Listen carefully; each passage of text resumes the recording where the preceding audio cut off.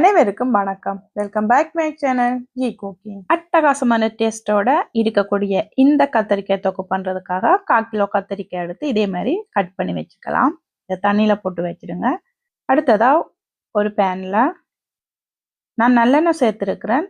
அதிகமாகவே கொஞ்சம் சேர்த்துடலாம். நீங்க வேற ஏதாவது எண்ணெய் சேர்க்கிறதா இருந்தாலும் சேர்த்துக்கலாம். எண்ணெய் சூடானதும் 1/4 டீஸ்பூன் கடுகு, ஒரு கொத்து கருவேப்பிலை இது ஒரு தடவை கலந்து விட்டுட்டு கட் பண்ணி வச்சிருக்கிற கத்தரிக்காயை இதுல சேர்த்து வதக்கி எடுக்கலாம்.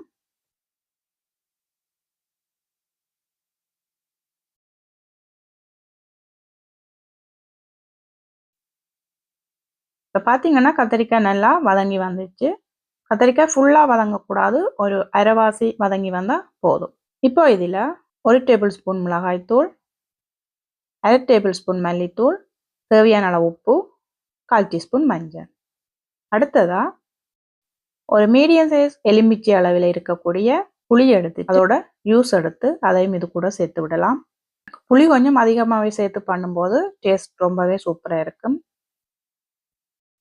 இது ஒரு மூடி போட்டு வச்சிடலாம். அடுத்ததா இதுக்கு ஒரு ஃப்ரெஷ்ஷாக ஒரு மசாலா அரைக்க போகிறோம். அதுக்காக ஒரு பேனில் 1/4 டீஸ்பூன் வெந்தயம், 1 டேபிள் ஸ்பூன் எள்ளு நல்லா வெடித்து வந்ததும் அது ஒரு மிக்சிக்கு மாற்றிட்டு பவுடர் பண்ணி எடுத்துக்கலாம்.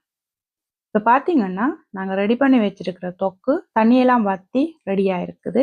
இதில் இப்போ 1/2 டீஸ்பூன் பொடிச்ச வெல்லம், அது கூட ரெடி பண்ணி வச்சிருக்கிற மசாலாவையும் போட்டுட்டு நல்லா கலந்து விட்டு ஒரு மூடி போட்டு 10 மினிட்ஸ் வச்சிடலாம். இப்போ பார்த்தீங்கன்னா தொக்கு நல்லா தண்ணியெல்லாம் வற்றி நல்லா கட்டியாக வந்துட்டுது.